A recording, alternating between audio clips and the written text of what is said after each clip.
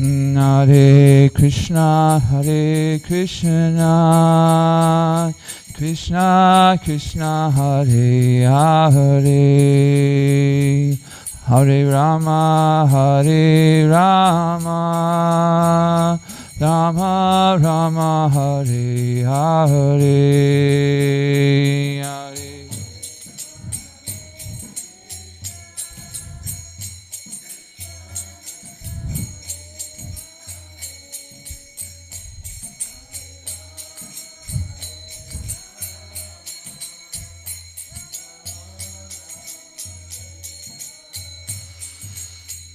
Hare Krishna,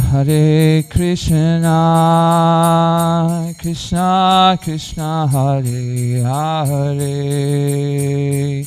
Hare Rama,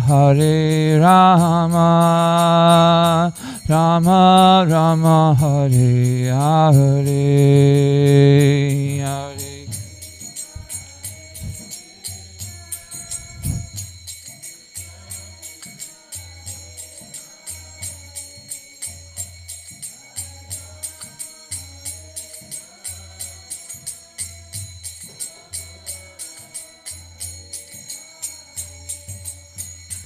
Hare Krishna,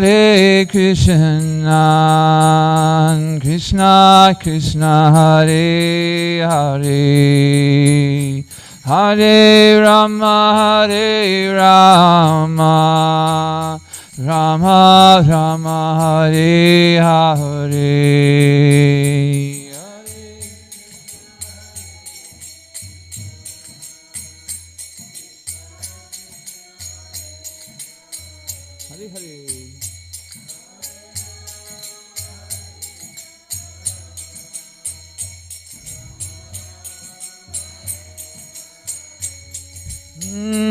Hare Krishna, Krishna Krishna, Hare Hare, Hare Rama, Rama Rama, Hare Hare.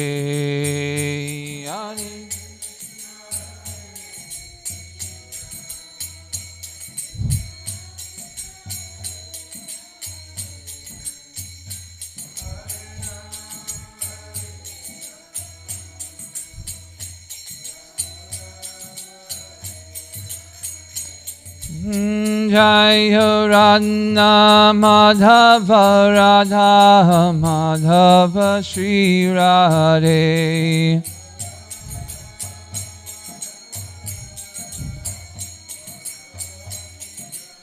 Jaya Radha Kalashanji, Radha Kalashanji, Shri Radhe.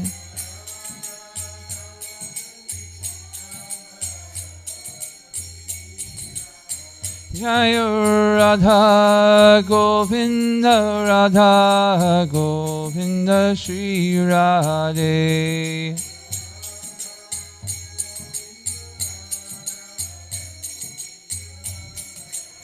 Jaya Radha Shamasundar, Radha Shamasundar, Shri Radhe.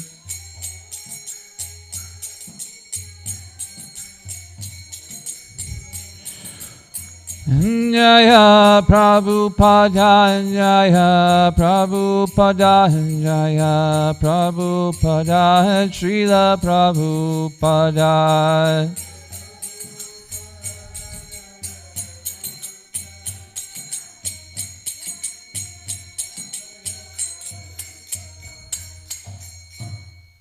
Shri Radha Madhava ki jai, Srila Prabhupada ki jai. Gaura Pramanande, Hari Hari Bol. So we'll stay on the Krishna House Songbook, and there's a few invocation verses. And next one, there we go. Om Namo Bhagavate Vasudevaya.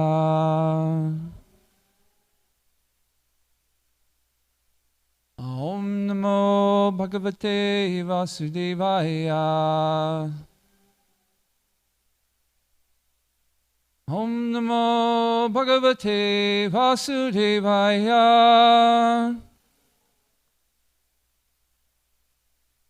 If the next invocation verses, we can do both the Sanskrit and English together, please. Narayanam namaskritya naram chaiva narottamam devyas sarsatim vyasam tato jayam udirayat.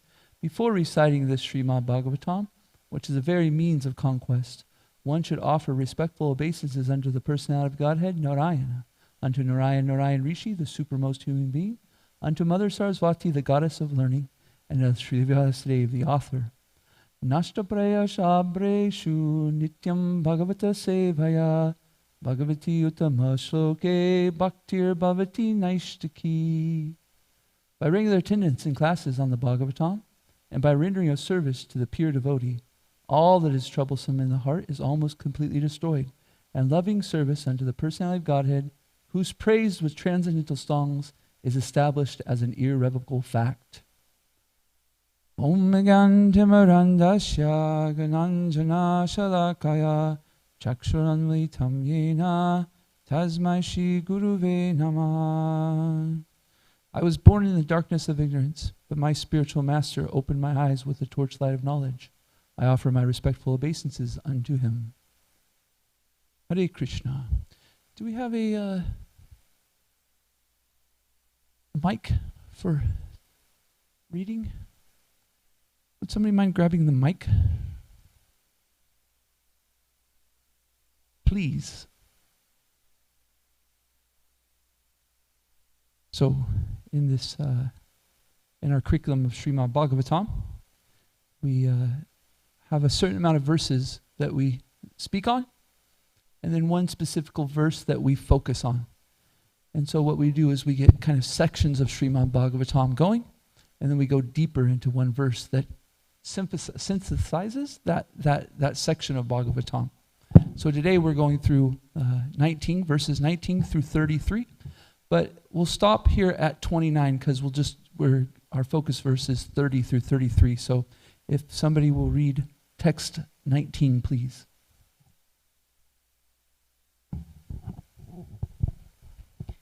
A brahmana who is sufficiently rich must offer oblations to the forefathers during the dark moon fortnight in the latter part of the month of Bhadra.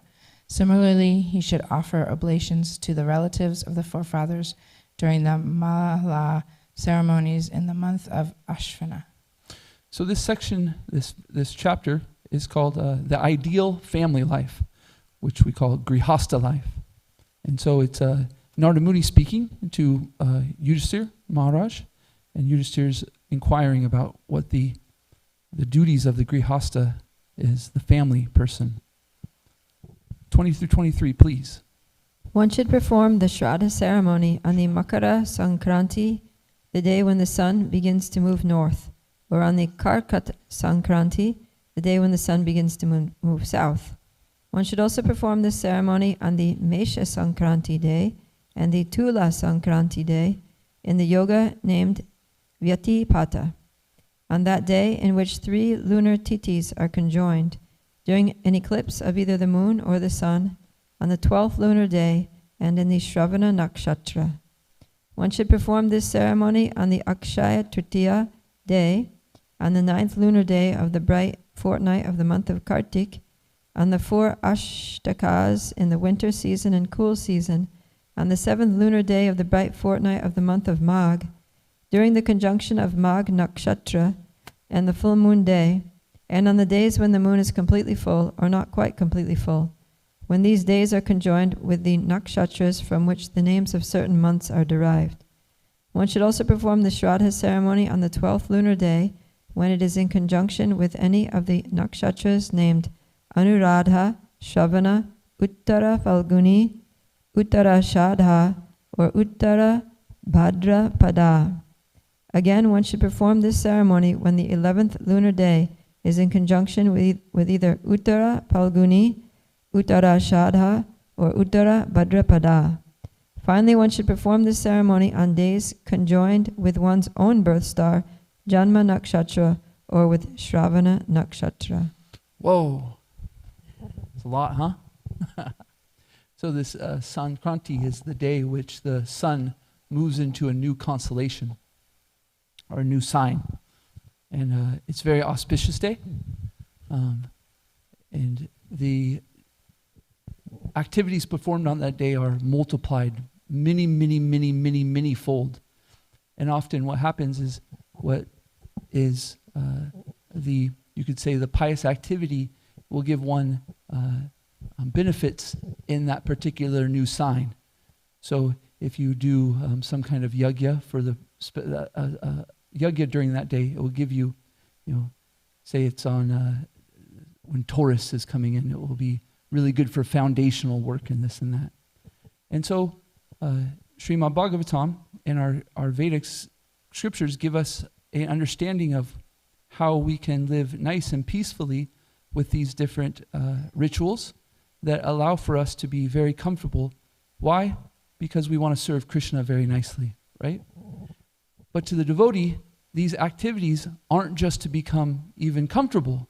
They even go take it farther, that they might do these activities for the pleasure of Krishna, right? So different people have their different natures, and sometimes the brahmanas have their nature to do sacrifice. So they'll do these different sacrifices for the pleasure of Krishna and for the benefit of others. So that's why we get these different kinds of rituals, you could say. Okay, 24, please.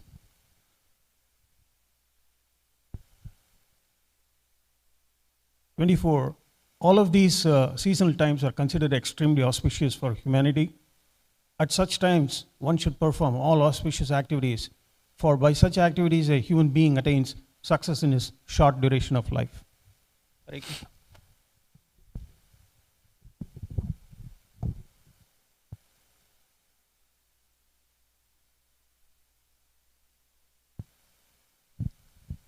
During these periods of seasonal change, if one baths in the Gangas, in the Yamuna, or in another sacred place, if one chants, offers fire sacrifices, or executes vows, or if one worships the Supreme Lord, the Brahmanas, the forefathers, the demigods, and the living entities in general, whatever he gives in charity yields a permanently beneficial result.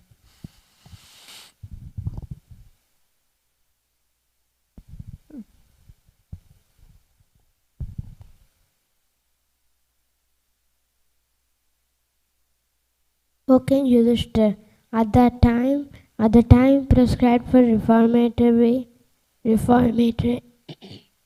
ritualistic ceremonies for oneself, one's wife, or one's children, or during funeral ceremonies and annual death ceremonies, one must perform the auspicious ceremonies mentioned above in order to flourish in fruitive activities. So in the verse before, it says that whatever he gives in charity yields a permanent beneficial result. So that says, devotees, that's what we're looking for, a permanent result. We're not looking for temporary results. And we understand to get a permanent result means to do devotional service. Any activity which is done for the performance of pleasing Krishna, right, gives eternal benefit, right? And as a spirit soul, we're not interested in making our vehicle, this body, comfortable. Yet, we're only interested in how to serve Krishna. So, we may do activities to make this vehicle comfortable in a way that we can do our service. So, the devotee isn't looking for the material benefit, quote unquote, material benefit of or ritual activities, these different ceremonies, but they're looking for the benefit of how they can serve Krishna in a way that pleases Krishna, and therefore it becomes permanent. Okay, 27, 28, please. Narada Muni continued, "Now I shall describe the places where religious performances may be well executed. Any place where a Vaishnava is available is an excellent place for all auspicious activities. The Supreme Personality of Godhead is the support of this entire cosmic manifestation, with all its moving and non-moving living entities, and the temple where the deity of the Lord is installed is a most sacred place. Furthermore, places where learned Brahmanas observe Vedic principles by means of austerity, education, and mercy are also most auspicious and sacred." Auspicious indeed are the places where there is a temple of the Supreme Personality of God. Oh. Have our batteries ran out?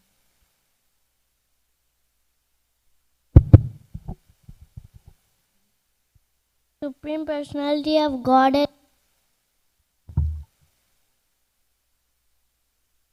Seems the batteries have ran out.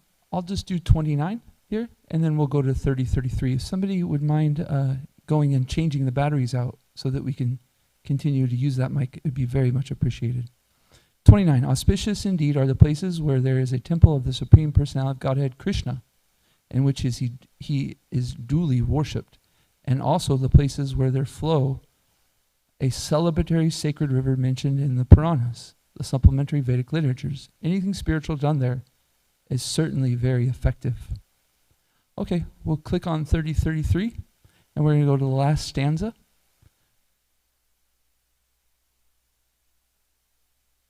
Go ahead and click on 30 and 30 through 33, right there, the text, yeah. And then we'll go down to the last. There's quite a few here because it's a few. So keep going. Right there, that last one right there, please. There we go. We'll do the Sanskrit here for this one. Come on, screen, you can do it. Go. Push.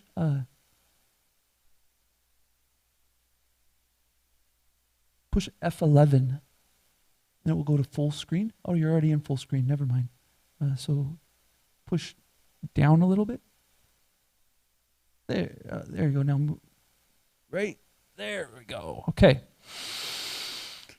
Iti punyatma desha. Ete punyatama desha. Hariraccha sritaschaye. Harir archa sriristyasche chaye. Itandeshan niseveta. Itandeshan nisiveta. Shreyas kamo hi abhikshanasyaha. Shreyas kamo hi abhikshanaha. Dharmo hi artita pumsam. Dharmo hi artrehita pumsam. Sahasradhi falodyayaha. Sahasradhi falodyayaha. Bolo, please.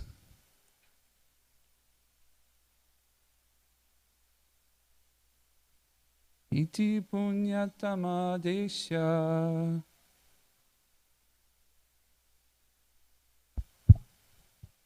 Haryarcha shrityaschaye. Itandeshen niseveta. Reyas kamo hi abhikshanasha.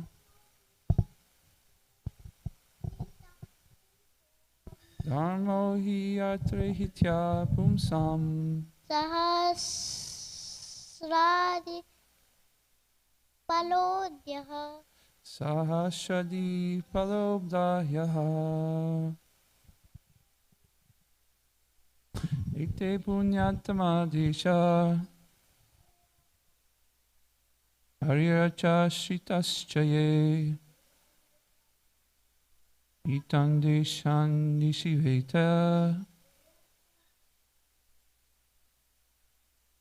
Reyas kamo hi abhiksasana. Dharmo hi atra hete pumsam.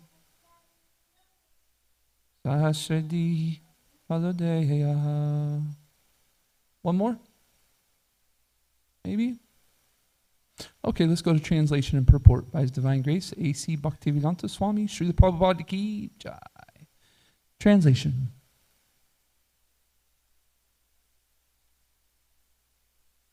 The sacred lakes, like Puskara, and places where saintly persons live, like Kurukshetra, Gaya, Prayaga, Pulahasrama, Namisharanya, and the banks of the Falgu River, Setu Bandhu, Bandaha, Prabhasya, Dvarka, Varanasi, Mathura, Pampya, Bindu Sarovara, Badri Shashrama, Narayanashrama, the places where the Nanda River flows, and places where Lord Ramachandra and Mother Sita took shelter, such as Chitrakutu, and also the hilly tracts of land known as Mahindra and Malya. All of these are to be considered most pious and sacred. Similarly, places outside India where there are centers of Krishna conscious movement and where Radha Krishna deities are worshipped must all be visited and worshipped by those who want to be spiritually advanced.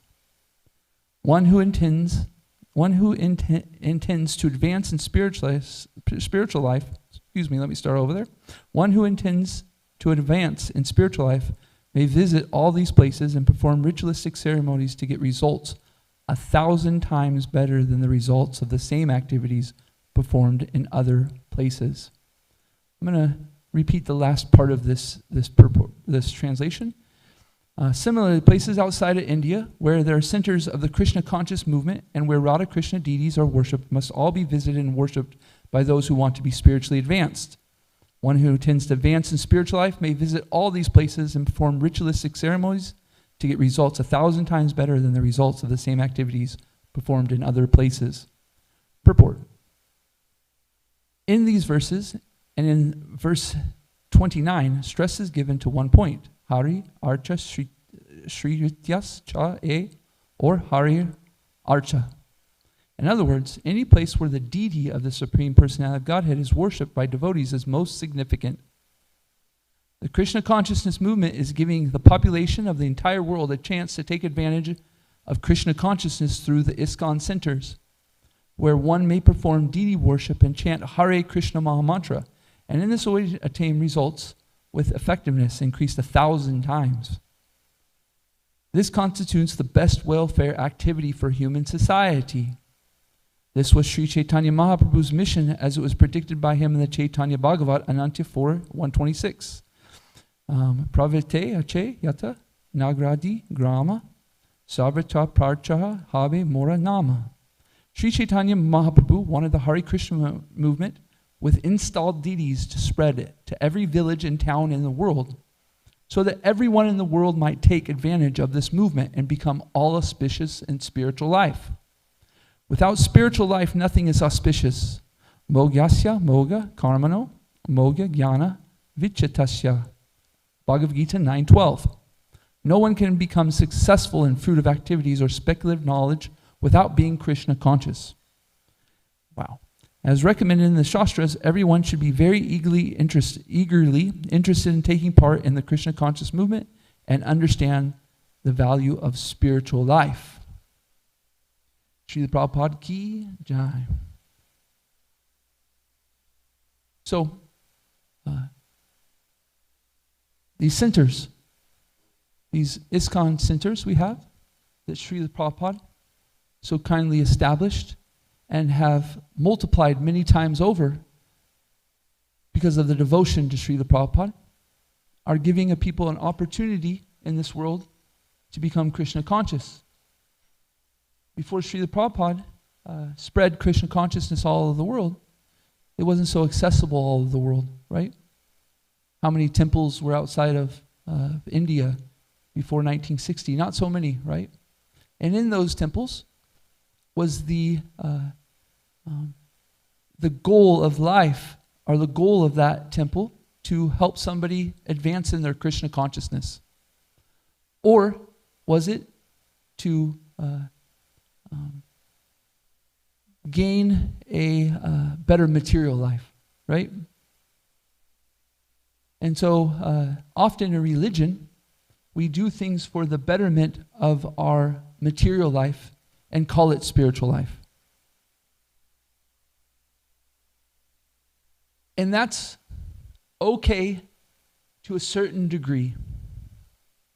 Because when we follow religious principles, we start to gain the shraddha or the faith to go deeper into the purpose of religion. What's the purpose of religion? Anybody? What's the purpose of religion? What? Yes, to connect with the Supreme Lord, right? The idea of religion is to gain a relationship with the Supreme Lord. And so at first, because our faith is pliable, we come and do rituals for the betterment of our life. We need some comfort, right? The material world is so stressful and so tough. We come to the temple, and there's some relief, right? I've been here at Radha Kalashanji Dham for about 5 years, and quite often I've lived pretty close to the temple here, and over and over and over again, people tell me there's something different about this place. It feels special here. At first, I kind of thought, oh, people are really nice. You know, they come and visit, it's really nice. But after you hear it so many times, you're like, yeah, there's no doubt. Not only do we feel it ourselves, but we can see that people come and they feel it, you know, just from one visit, their first visit. This place is special, right? And so people might come to the temple for so many different reasons. However, in the temple of Radha Kalashanji Dham, we are very fortunate because Kalashanji's here. Radha Kalashanji are actually inviting everybody to come visit them. And we know that nobody visits the temple without the personal invitation from Radha Kalashanji. And so people come and they get to see him. And because of him, they become purified. They might come for any reason. This reason or that reason or this reason. But when they see Radha Kalashanji, Kalashanji only has one reason. And that's to gain that relationship back with that person. And so we might do it in so many different ways, right? It's a personal thing. So as devotees here in this Dham, we must come to understand that the purpose of the temple is so that we can go back home, back to Godhead. And so Srila Prabhupada gave us these temples for the performance of sacrifice. And our sacrifice is given in 5 ways that are very potent, right? The potent 5 activities of the devotee are Srimad Bhagavatam class, which we're performing right now, right? To take instruction or to develop a relationship with the devotees, especially the pure devotee.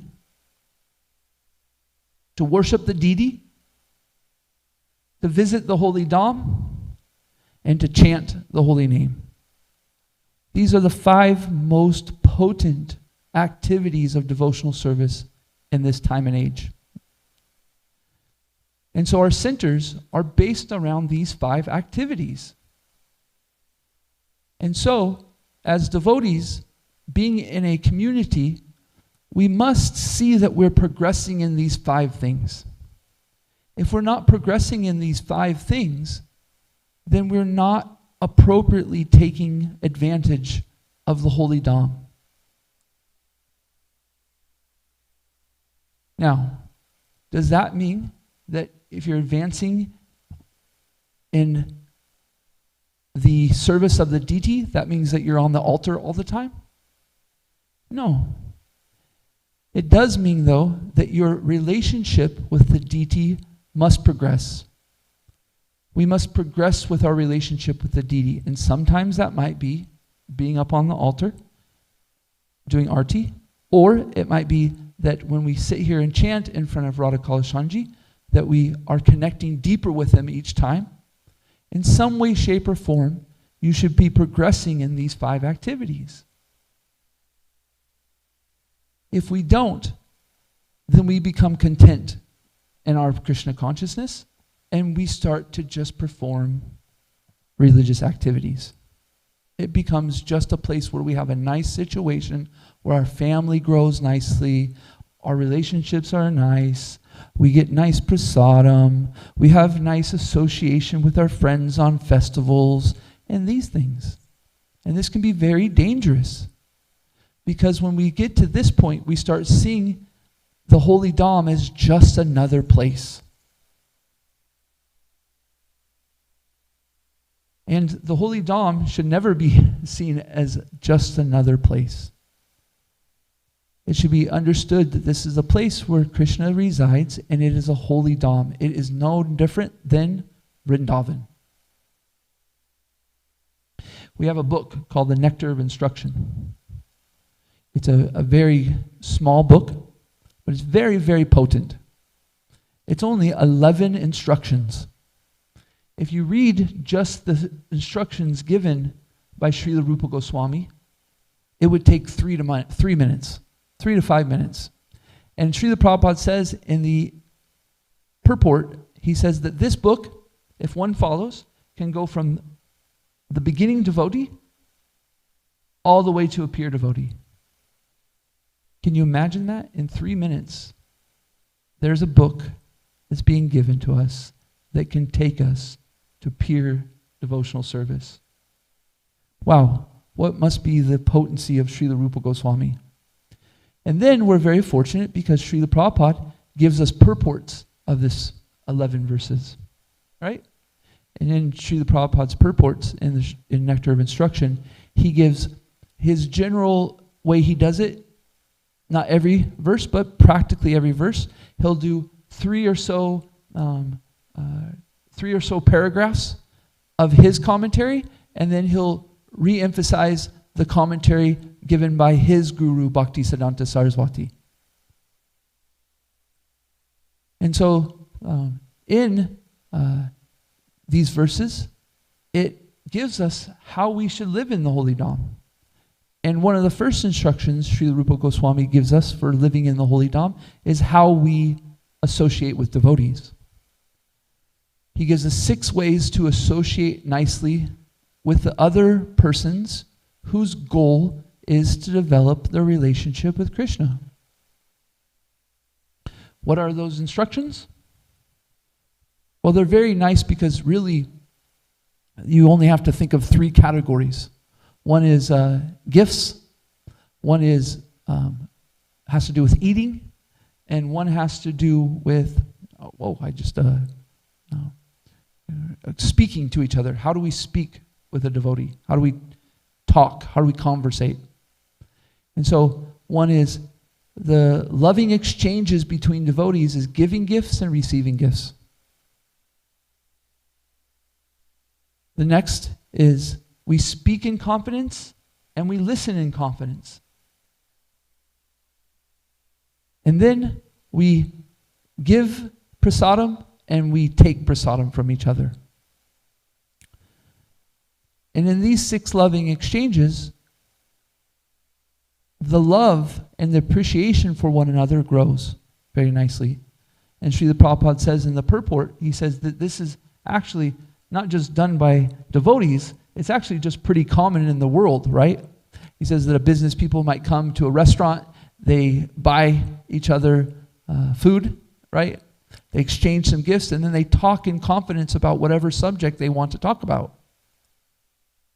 Okay, as devotees, we come and either we come to a festival and maybe sit at a table with each other, or we invite each other to our homes and we eat prasadam, right?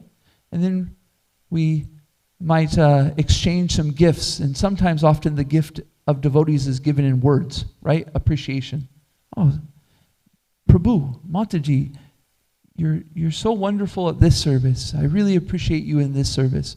We're not interested in flattery.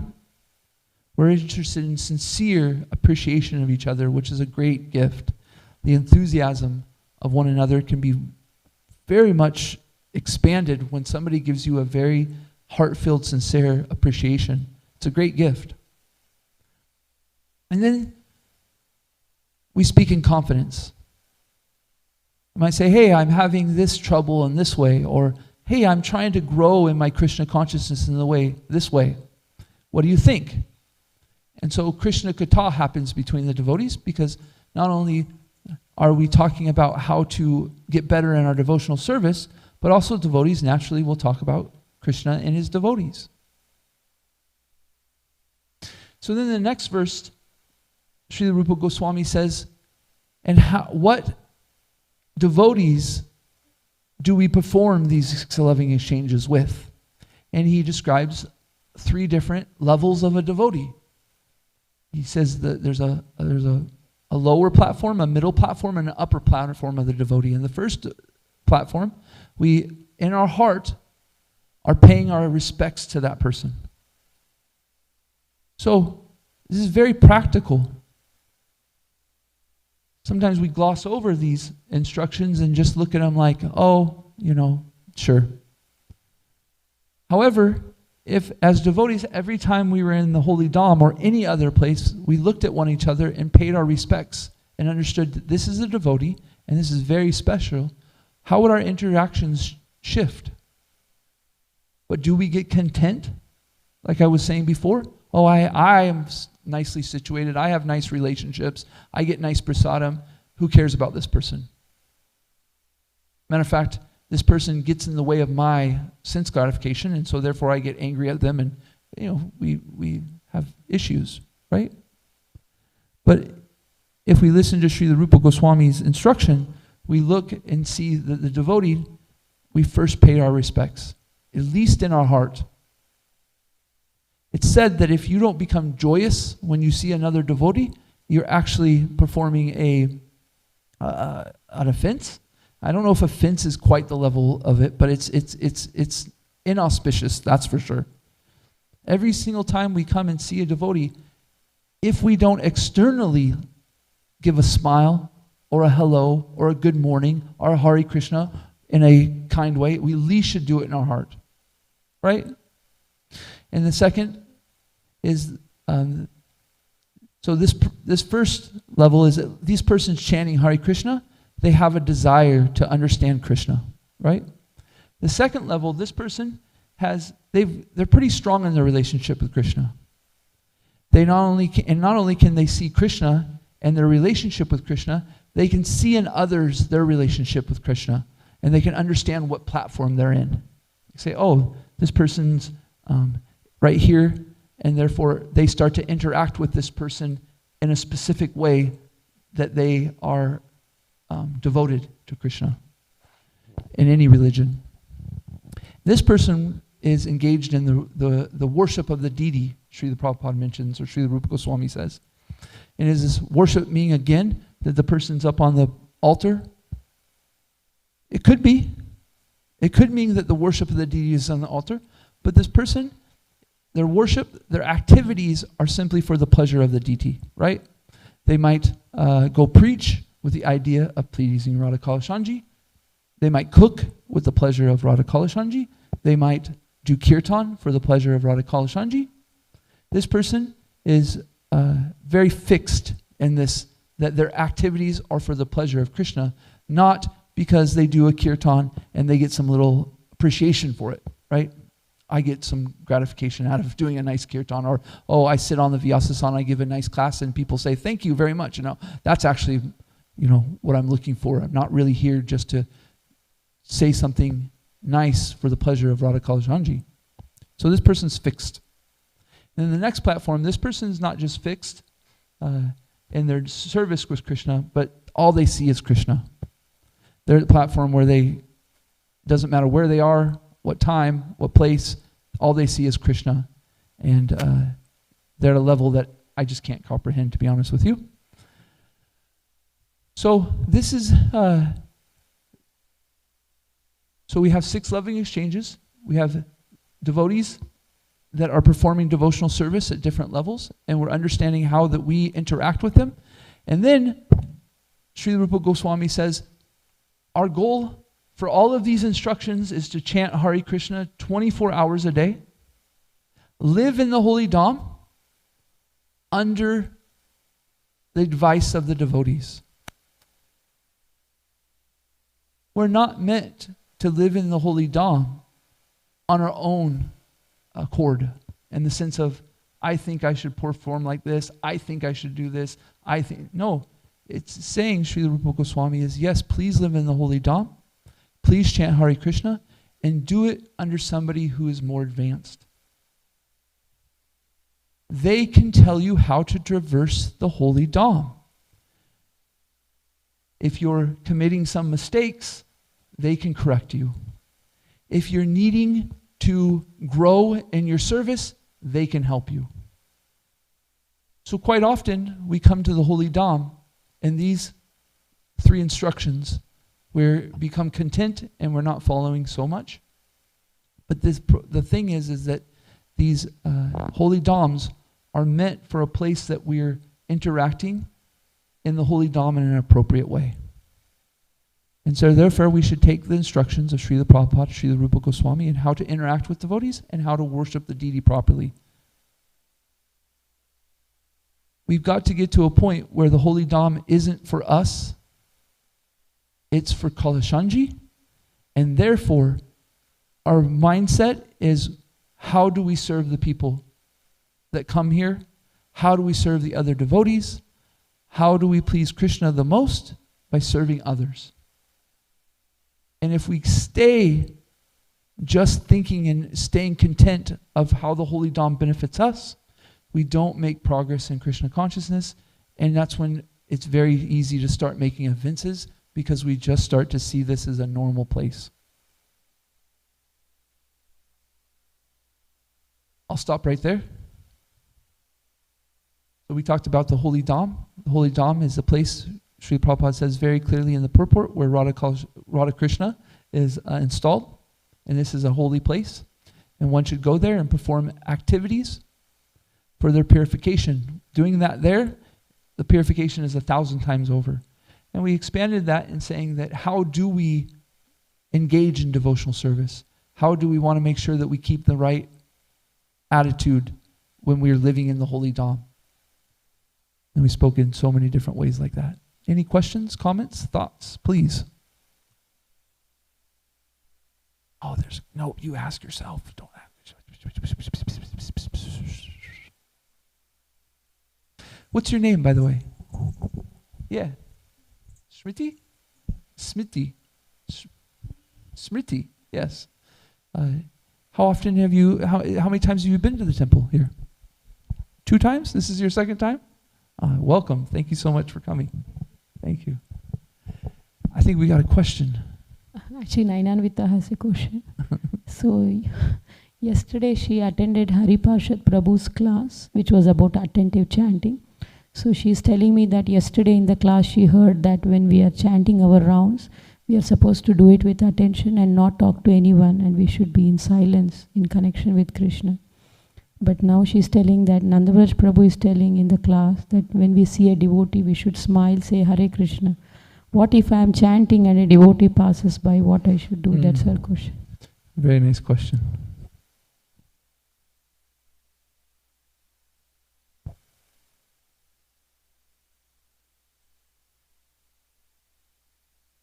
Our activities that we do outside of our chanting are meant to increase our chanting. They're meant to increase the deepening of our chanting Hare Krishna. We chant Hare Krishna, and we do the activities outside with for the pleasure of Krishna. And for those activities, our heart also becomes purified, and we get a taste for the holy name. So yes, we'd have to ask Prabhu, but my thought is that there's a difference between saying Hare Krishna and hello to a devotee and then stopping your japa and having a conversation, right? And in generally, we should put ourselves in a position where we're chanting japa, that we sit down, or we make that time as the time we're chanting our japa. So sometimes when we don't make a specific time for chanting our japa, we get distracted by so many things. We might do this, this. So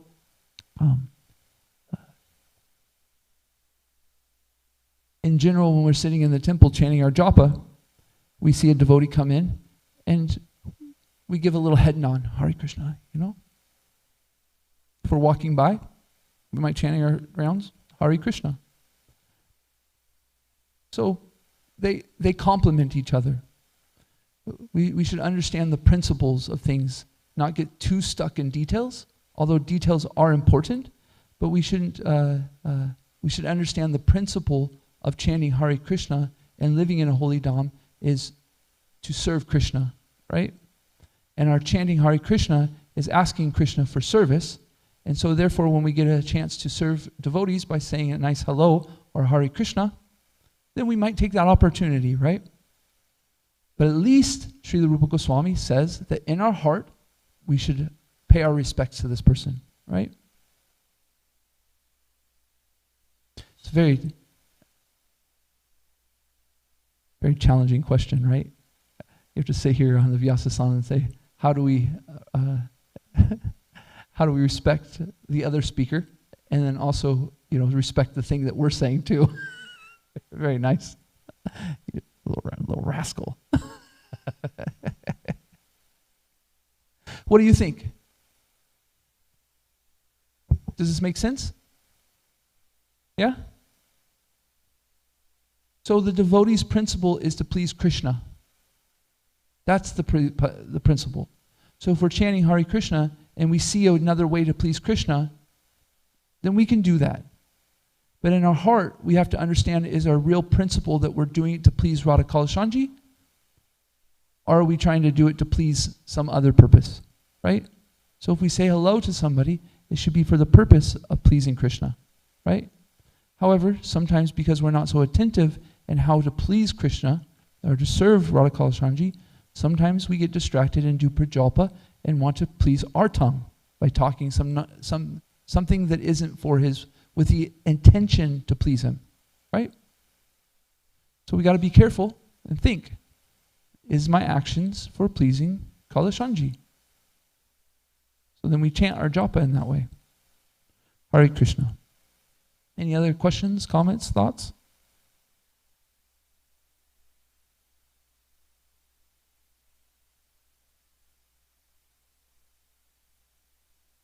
Anything in particular strike you at this time? You can give her the microphone. Let her say something. This is your second time to the temple. No pressure. Just anything in particular? No? Nothing? Gotcha.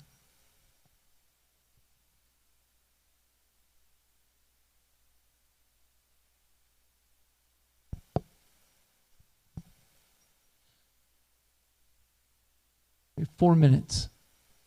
I'll sit here in silence unless somebody makes a comment or question.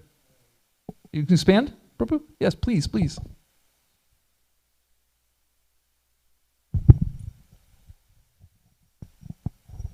Thank you for your class. Thank you, Prabhuji.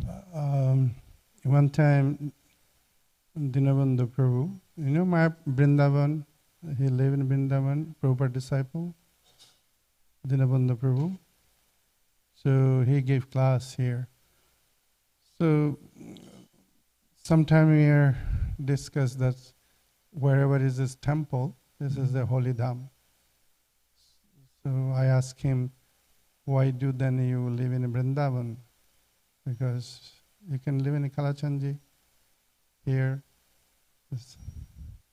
Then he told me that, say if you go to Jaipur and you try to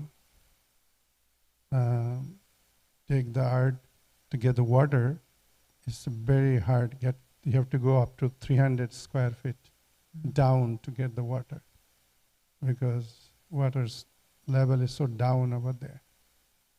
But if you go to Bengal, the water level is like after 50 feet or 40 feet, you can get the water. Mm.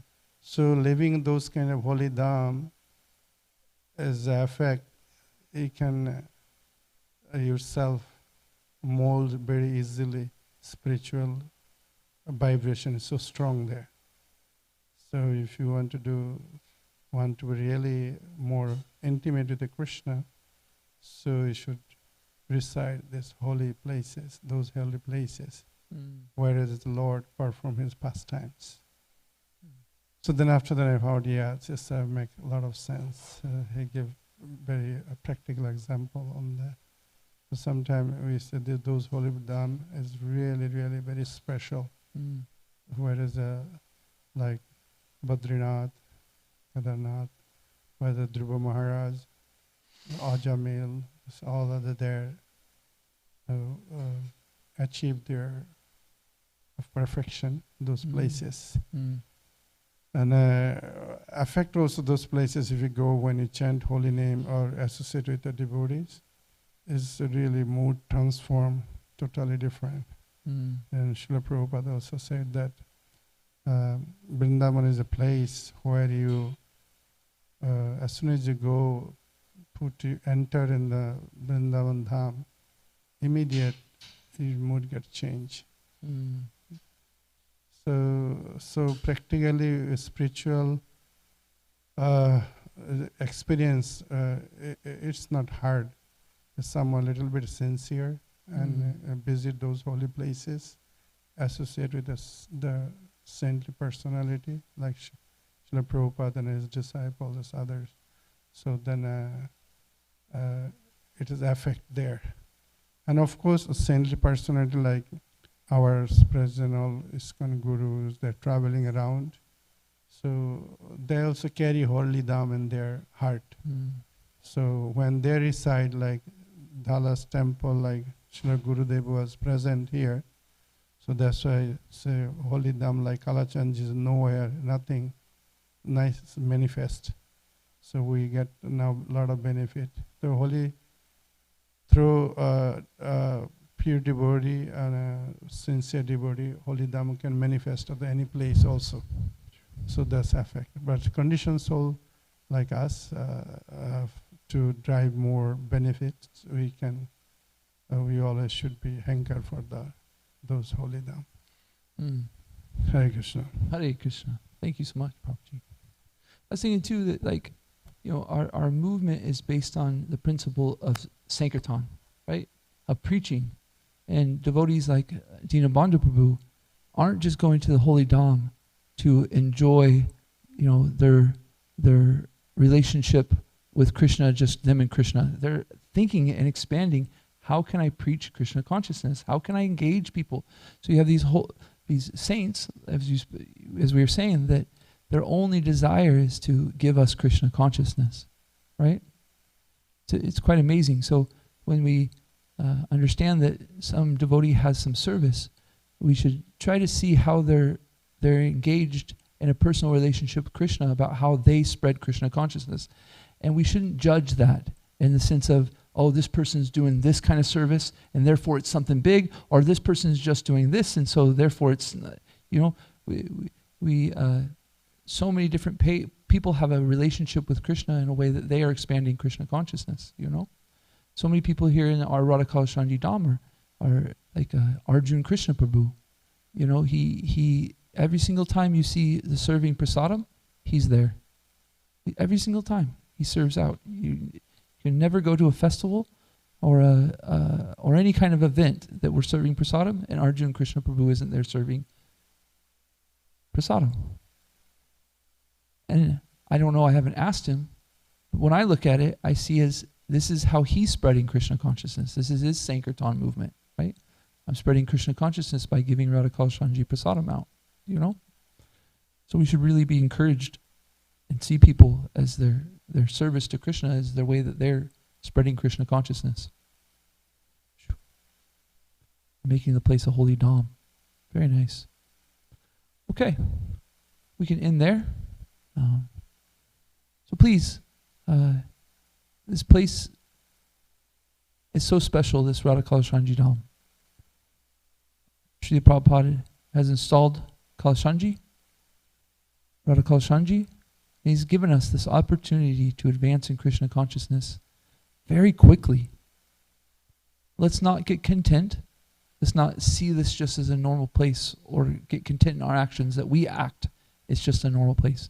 Let's be conscious Krishna consciousness. This is Kalashanji's place, and we're thinking about how to serve the devotees, how to progress in Krishna's service, how to get deeper in our pleasing Him.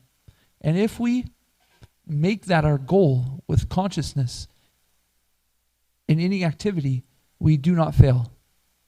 Anytime we make our intention to please Kalashanji, we've succeeded. Please do not think, oh, this, and this happened. No. Look at your thought before you did the activity. If before the activity you came with the pleasure, I'm here to please Krishna, I'm here to please Kalashanji, then you've succeeded. Now after that might come some different things.